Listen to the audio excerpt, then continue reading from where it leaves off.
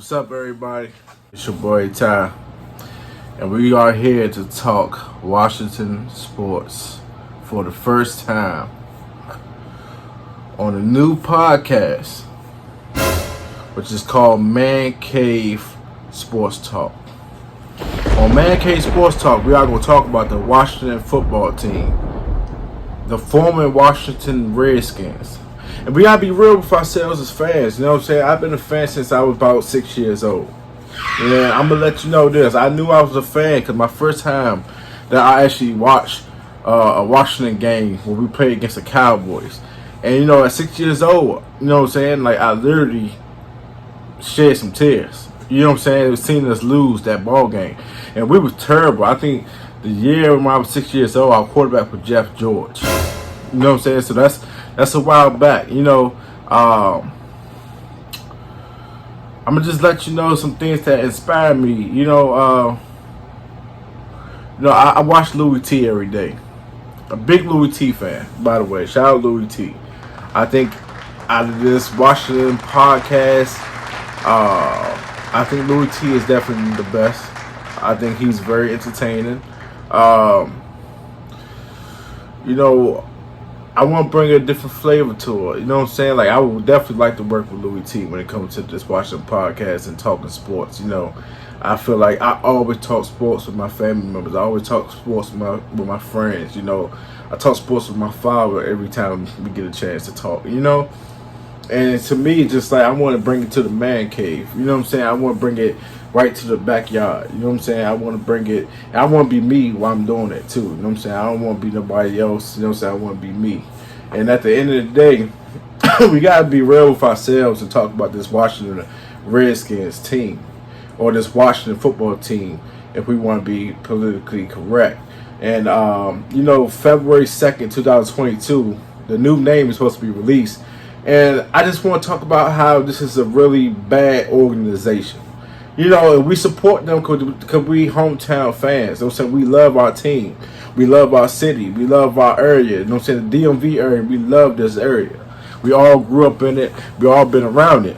So my thing is, I just want y'all to understand, you know, we're going to love the team regardless. But we have to talk about how this organization has been horrible and how they, you know, don't listen to their fans. This organization is horrible from the top on down. And, you know, you just got to talk about basically what the fans' favorite name was. The Washington Red Wolves. Easy to market. You know what I'm saying? It's not even about it being easy to market. It's just the simple fact that this was the fan favorite. You know what I'm saying? You was going to have more fans come to the stadium. Could you imagine on Sundays riding past FedEx Field, and when you have a Terry McLaurin touchdown or a Chase Young sack, the whole fan base is howling. The whole stadium is howling. Could you imagine that? I mean, you know what I'm saying? People out there got the wool masks on. You know what I'm saying? Like, it would be crazy. You know what I'm saying? It would bring that energy back that we need. And this city is a pack of wolves. You know what I'm saying? So it represents the city. It represents us as the people.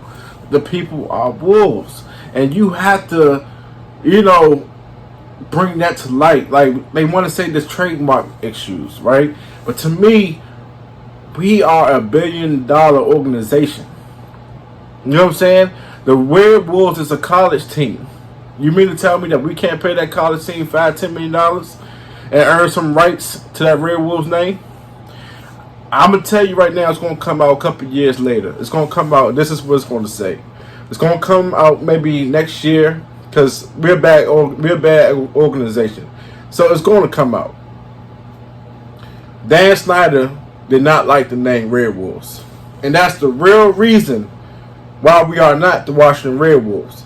And it's because of Dan Snyder of why we have been suffering for 25 years worth of bad football and continuing on. This organization has botched everything. And you look at 3 coaches that's in the playoffs. Sean McVay, since he took over the St. Louis Rams, which are the LA Rams now, they have been to the playoffs almost every year. Been to a Super Bowl. We haven't even won a playoff game. Green Bay Packers coach, playoffs. Shall we keep going? We got 3 coaches that we used to have in our building that we could have signed, that we could have had as head coaches. All 3 of them are in the playoffs. All 3 of them. And this stuff is not made up. You can't make this up. It's just facts. And that's just one thing that we have to realize is that this is a bad organization. We could have had San Francisco first round pick, but did we get the first round pick? And I'm not sure exactly the year. If I'm not mistaken, it might have been 2018, but the year that we could have got the first round pick where we could have traded Kirk Cousins.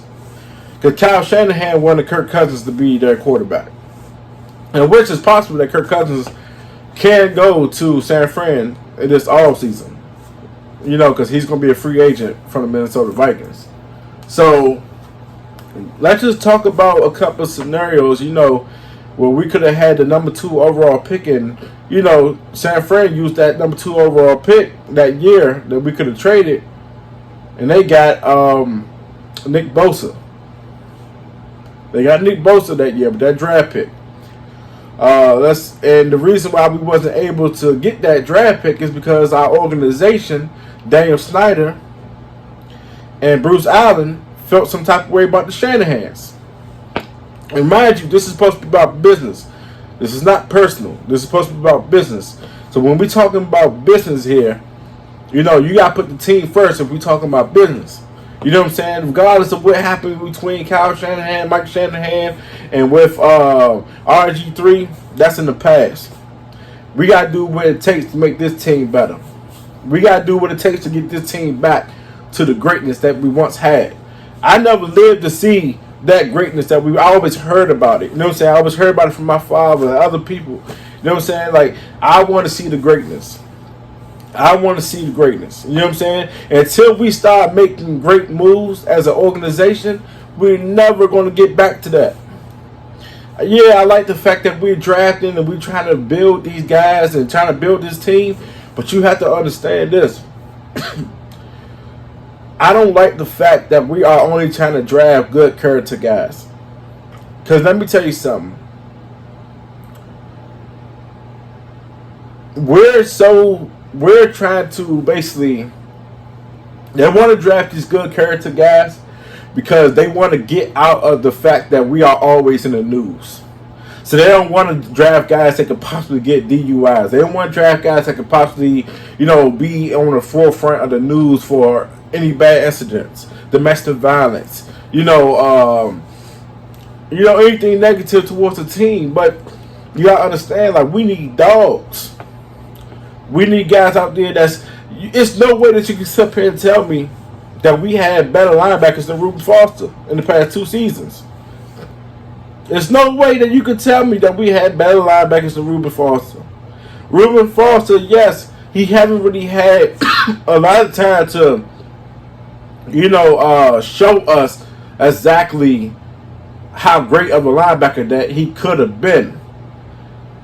But let's look at Reuben Foster tape from college. Let's look at Reuben Foster tape his first couple seasons with San Fran. The guy was a beast at linebacker.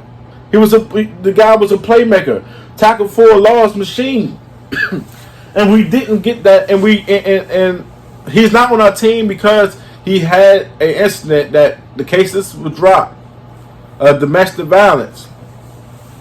But he's not on our team because of that. I talk about Darius Geis. There's no way that you can tell me that Darius Geis is not going to be either the number 1 or number 2 best running back on this team. I love J.D. McKissick. Great third down back. But there's no way that you could tell me that Darius Geis can't make this team. There's no way that you could tell me that. We need some dogs on this team. Darius Geis, don't get me wrong, he's a dog. That's what you need. You got guys like Terry McLaurin. He's a dog. You need more of those, though. You look at the Rams roster. We got Terry McLaurin, right? Curtis Samuel, to me, is more of a gadget guy. He's not really a number 2 wide receiver. But in the right system, he can be a dog for your offense.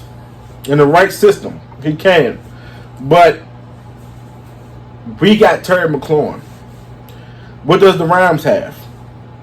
Odell Beckham Jr., Cooper Kupp, Justin Jefferson.